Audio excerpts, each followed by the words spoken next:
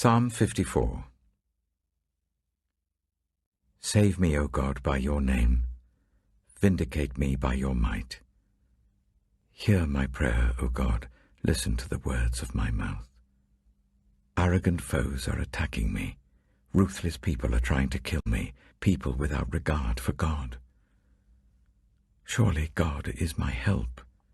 The Lord is the one who sustains me. Let evil recoil on those who slander me. In your faithfulness, destroy them. I will sacrifice a free will offering to you. I will praise your name, Lord, for it is good. You have delivered me from all my troubles, and my eyes have looked in triumph on my foes. Psalm 55. Listen to my prayer, O God. Do not ignore my plea. Hear me and answer me. My thoughts trouble me, and I am distraught because of what my enemy is saying, because of the threats of the wicked. For they bring down suffering on me and assail me in their anger. My heart is in anguish within me. The terrors of death have fallen on me. Fear and trembling have beset me. Horror has overwhelmed me. I said, "Oh, that I had the wings of a dove! I would fly away and be at rest. I would flee far away and stay in the desert. I would hurry to my place of shelter, far from the tempest and storm." Lord, confuse the wicked. Confound their words. For I see violence and strife in the city. Day and night they prowl about on its walls. Malice and abuse are within it. Destructive forces are at work in the city. Threats and lies never leave its streets. If an enemy were insulting me, I could endure it. If a foe were rising against me, I could hide.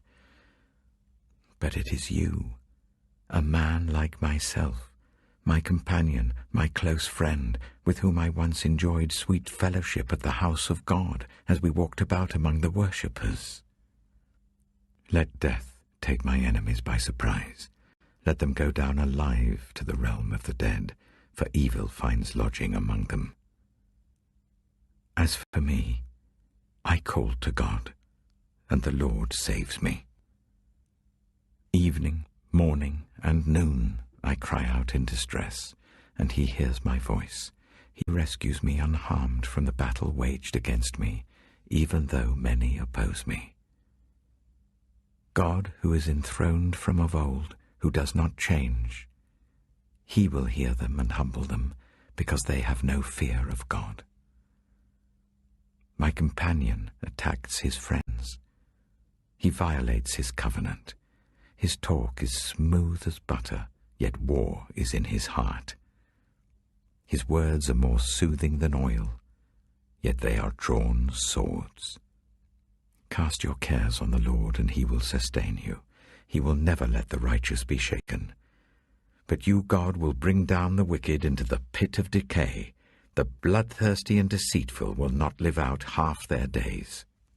But as for me, I trust in you. Psalm 56. Be merciful to me, my God, for my enemies are in hot pursuit. All day long they press their attack. My adversaries pursue me all day long. In their pride many are attacking me. When I am afraid, I put my trust in you. In God, whose word I praise, in God I trust, and am not afraid. What can mere mortals do to me? All day long they twist my words. All their schemes are for my ruin.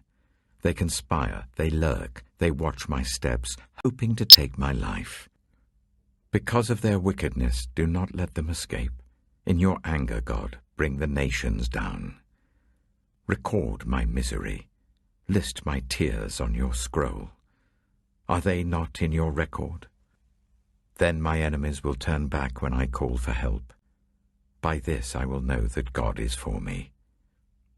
In God, whose word I praise, in the Lord, whose word I praise, in God I trust, and am not afraid. What can man do to me? I am under vows to you, my God.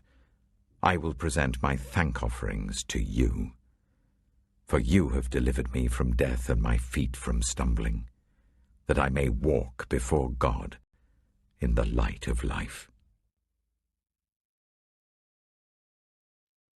Proverbs chapter 24. Saying 20. Do not envy the wicked, do not desire their company.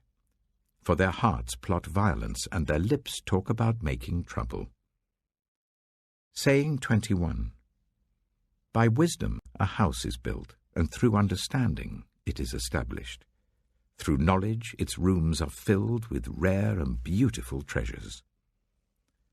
Saying 22. The wise prevail through great power, and those who have knowledge muster their strength. Surely you need guidance to wage war, and victory is won through many advisers. Saying 23. Wisdom is too high for fools. In the assembly at the gate they must not open their mouths. Saying 24. Whoever plots evil will be known as a schemer. The schemes of folly are sin, and people detest a mocker. Saying 25. If you falter in a time of trouble, how small is your strength? Rescue those being led away to death, hold back those staggering towards slaughter. If you say, but we knew nothing about this, does not he who weighs the heart perceive it? Does not he who guards your life know it? Will he not repay everyone according to what they have done? Saying 26.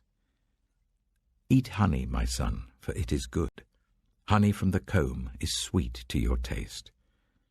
Know also that wisdom is like honey for you. If you find it, there is a future hope for you, and your hope will not be cut off. Saying 27. Do not lurk like a thief near the house of the righteous. Do not plunder their dwelling place. For though the righteous fall 7 times, they rise again, but the wicked stumble when calamity strikes. Saying 28. Do not gloat when your enemy falls. When they stumble, do not let your heart rejoice, or the Lord will see and disapprove and turn his wrath away from them. Saying 29. Do not fret because of evildoers, or be envious of the wicked, for the evildoer has no future hope, and the lamp of the wicked will be snuffed out. Saying 30. Fear the Lord and the King, my son, and do not join with rebellious officials, for those two will send sudden destruction on them, and who knows what calamities they can bring. These also are sayings of the wise. To show partiality in judging is not good. Whoever says to the guilty, "You are innocent," will be cursed by peoples and denounced by nations. But it will go well with those who convict the guilty, and rich blessing will come on them.